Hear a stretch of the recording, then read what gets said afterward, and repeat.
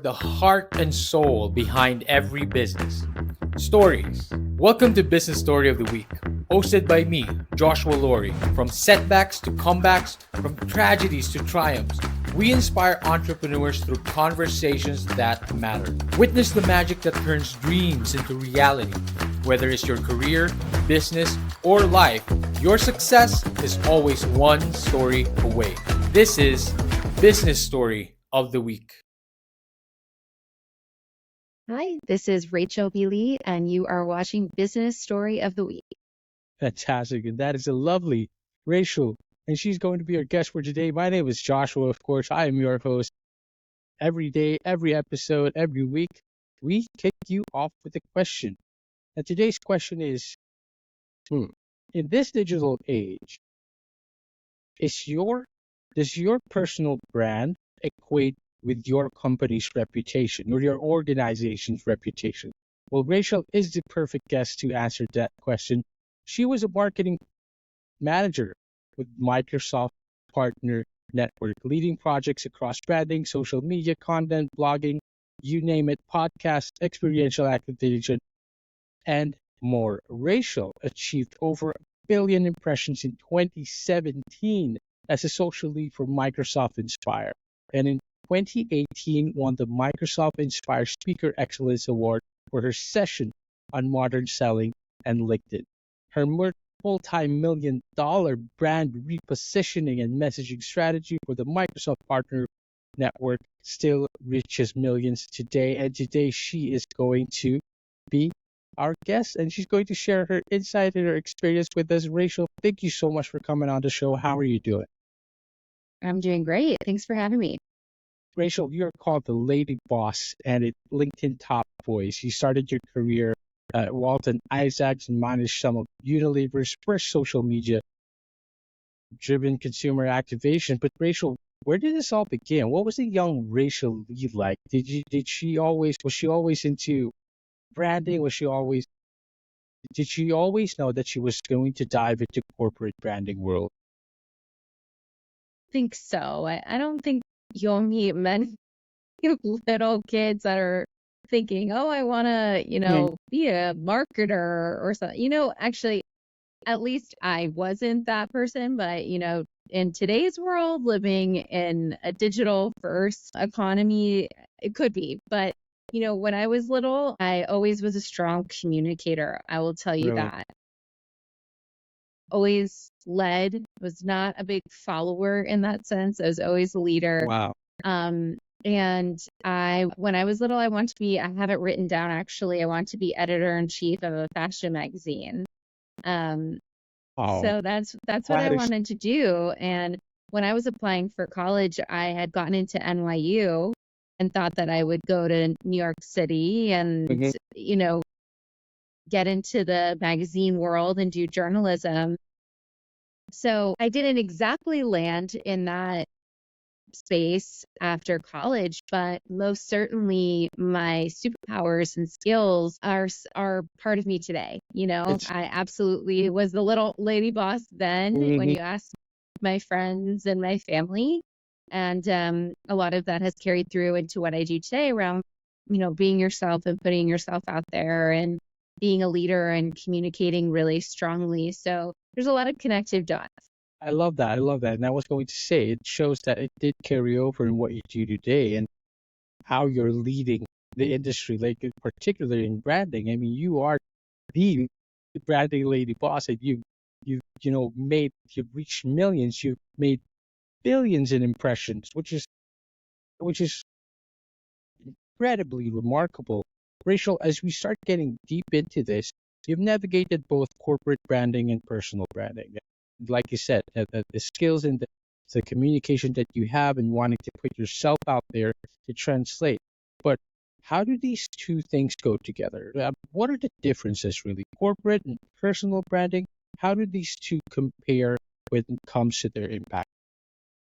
Yeah, so I guess a little bit more context into my background. So Please. Yes, you've mentioned Microsoft, and that played an important part of my career. I also worked at Gartner after Microsoft and was leading the brand and marketing and integrated marketing strategy for one of the sub brands called Software Advice. Oh, So very focused with small businesses and around software and in tech. And so, and then as you mentioned, Walton Isaacson working on more consumer product brands yes, yes, like Unilever and those, kind of body wash and sprays and all the things like that. And so what I love about corporate branding and why that has played such a pivotal role into what I do today is that the brand is the company. You have the mission and the vision led by the founders and the CEO, and then the job of the branding team and then the yes, marketers is to make that mission and vision come to life through the messaging, really have it bleed, so to speak, through the people at the company and then touch the lives of customers, right? Those potential customers. And so marketing is the way of bringing that message to market and creating value out of it, right? So that somebody wants to make a purchase and not just make a purchase, right? It's not just sales. It's about creating customer lifetime value. right. And what I love about building company brands is that you're really thinking about at that higher level, what are we doing? Why are we doing it? How do we do it differently? Who do we serve? Right?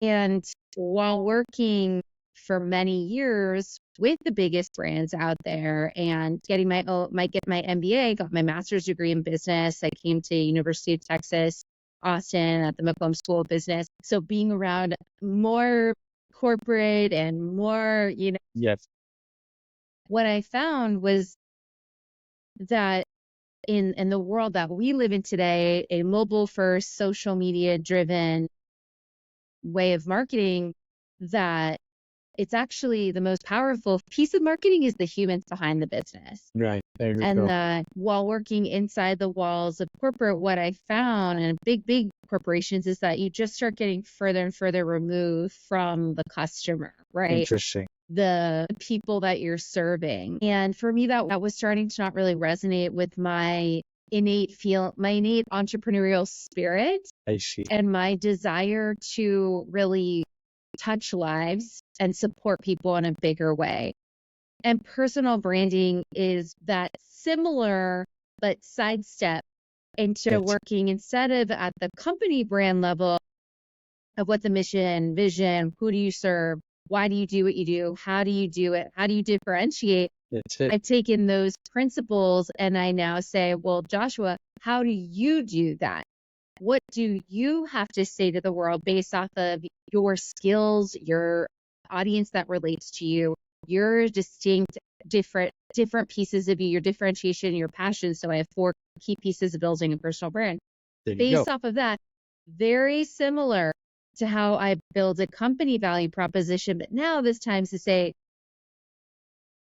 what do you do? Right. What are your values? What's important to you? I love that you called it a sidestep because it's not really like it's still branding, but you wanted to, you wanted to put the person, so to speak. It's more personal this time, literally personal branding, right? And I love Yes. it because it's in the same realm.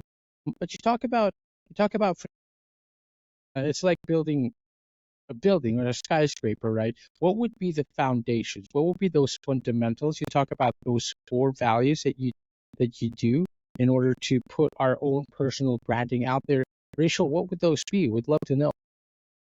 Yeah. So when we're building our personal brand, when I do workshops and when I am helping and supporting our clients, our training, I say, well, we first start with our skills. What are your superpowers? And so when I think about those superpowers, in this respect, I don't want you to think as much about the soft skills. Those are good. I want you to have those back up. But I want you to think about those 1, 2, 3 big, hard skills that you have that somebody would come to you for. And so way to figure this out, because sometimes it's hard to know. Branding is very difficult to do for ourselves. It's like you need somebody else go to 10 people around you, your colleagues, your friends, your family, go send them a Yes. text, go send them an email, say, what would you come to me for, hands down, for business or in when it comes to, you know, what I do in my career?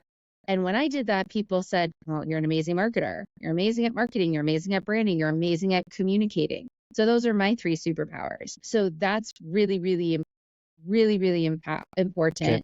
That's the first Then one. you get to think about your audience. Audience. Who do you relate to? Mhm. Who relates to your background and experience? And so often, Joshua, as entrepreneurs and as business owners, we're going after audiences that we aspire to attract versus who you actually could work with and support today based off of your experience, Interesting. right? And as in the beginning, when you're a founder and entrepreneur, people are betting on you.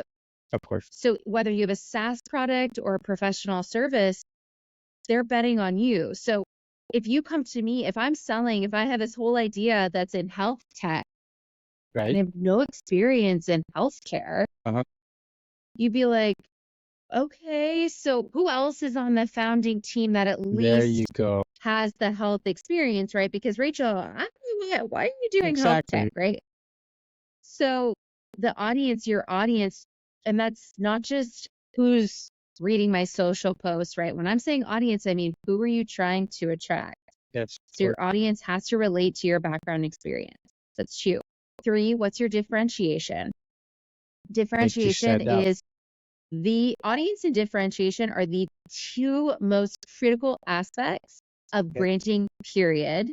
Just Interesting. like in company branding, same thing in personal branding. So there's a lot of us out there. There's a lot of us online, right? There's a lot of people, let's be honest, doing a lot of similar Yes, things. absolutely.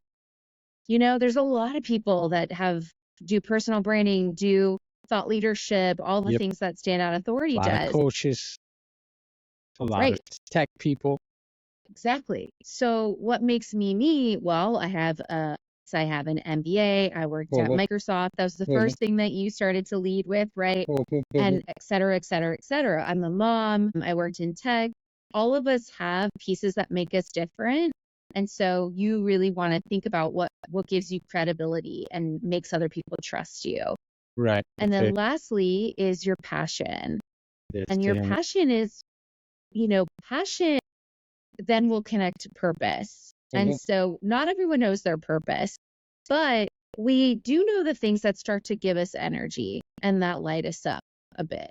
And so those are the pieces that you want to embed in your personal brand value proposition and what you're putting out there to the world so that it seems super authentic.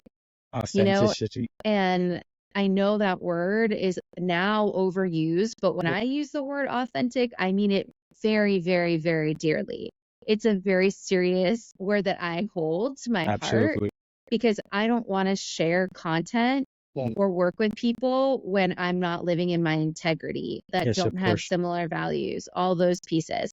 And what's happening a lot now, Joshua, is that we are living in a time where many people feel like I have to be something professionally and I can't show who I am, right? I can't show up at work with, doing XYZ because, oh my gosh, I could get fired, right? Or if I say something, right, the cancel culture, I just did a post about that did really well and has been getting tons of impressions. So you say one thing that's aligned to your values, and then all of a sudden you get canceled. At least here in the US, that is something that happens a lot. And so we get to walk a fine line, right? There's value-driven passion without being mean, right? Without being dishonest, right? So we have to be careful in the world that we're living in, but that is what makes a personal brand versus a company brand. I love that you put that in the backdrop of what the digital world is today. Because if anything, we need a lot more kindness, right? There's so much vitriol being shown around online, and the first difference that we can do is like just being more honest about things, just without being mean. You can put your comments and you can put your opinion out there without being mean.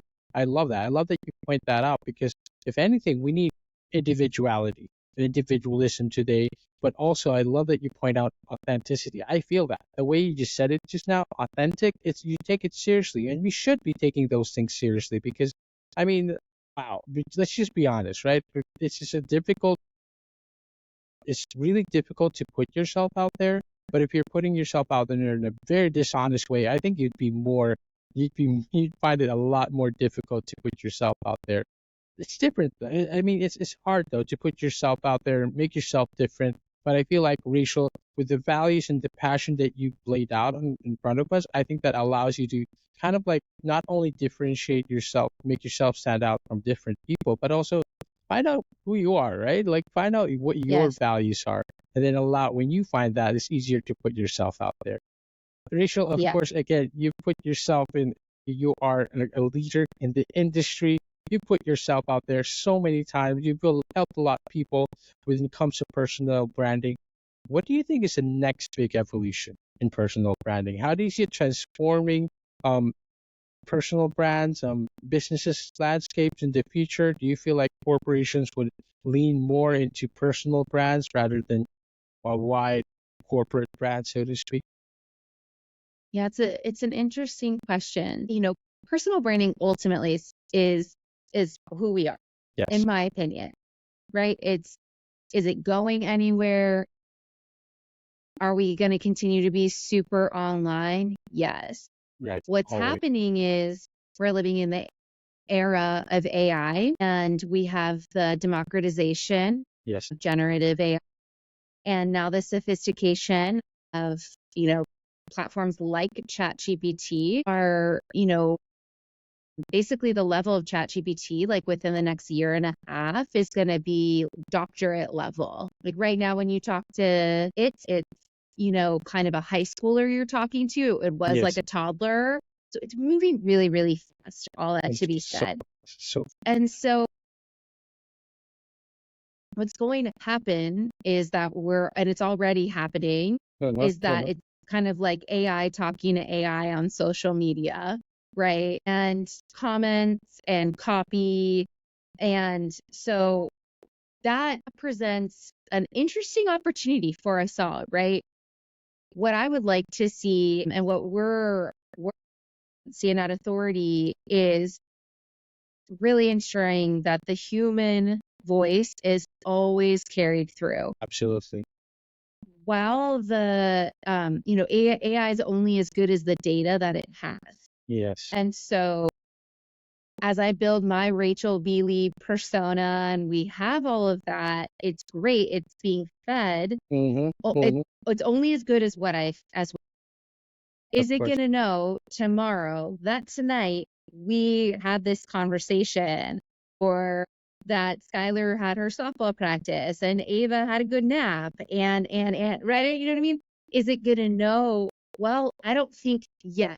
Yeah. Will it? Maybe at some point, yes. But I'm talking about, let's call it the next 5 years or something like that. So I think that we really get to keep our eye on, again, are you actually writing things, tweaking things, bringing this storytelling? I Yes. think storytelling, human-centered storytelling, has already been a big, big conversation at a personal brand and company level. I mean, one of the master storytellers at Microsoft, Miri Rodriguez, I love her, Right. follow her. She's amazing. She's been talking about storytelling for a decade. Right. So we're going to need to do a better job at that. Well, And I mean like real storytelling, like real stories. I real agree. story. I don't mean like, I also think we're going to need to be fact checking a whole Yes. lot. A lot. Stop just saying stuff that because ChatGPT said it. What's the source?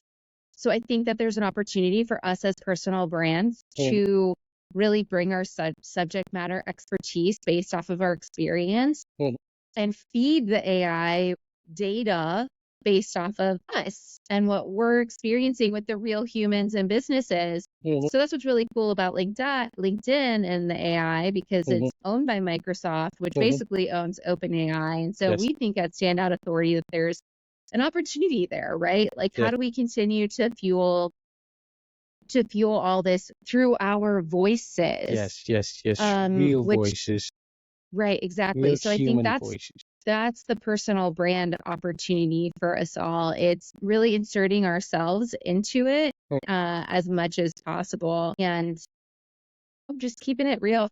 Absolutely. And I think that's the part right there that you said, stories, right? Like, I don't think that's one thing that AI cannot duplicate right now. We put our stories out there, real, authentic stories, one thing that they cannot duplicate. And that's the window, that's the opportunity. How do we put ourselves out there? How do we differentiate out there, especially in the world of AI today? It's definitely just being authentic and putting our stories out there. Of course, to all our audience and listeners out there, standoutauthority.com is the website. Rachel, where else can we find you? Where else can we connect with you? Of course, LinkedIn. LinkedIn's my power platform. I would love to get a personalized invite. If you have listened to this or watched this, say what's up, say that you heard from me and Joshua. That would be amazing. I also have Instagram at the Rachel B. Lee. It's all the Rachel B. Lee, but most time I'm on Instagram and definitely on LinkedIn. And then of course going to standoutauthority.com if you want to reach out to us. We have I don't know when this is going to come out, but we do have different trainings and opportunities. Fantastic. And to all our audience and listeners out there, make sure to, again, go check out standoutauthority.com. Go check out Rachel on all her platforms, all the socials. You know where to find her. Rachel, thank you so much for coming on the show. It's truly appreciated. Thanks for having me. I hope you guys enjoyed watching this episode, and we will see you on the next one. Bye-bye. All right, so here's the thing. We try to get a little bit better every day, but we can't do it without you. So if you like the video, make sure to like and subscribe below. And if you have any comments, just leave them in the space under.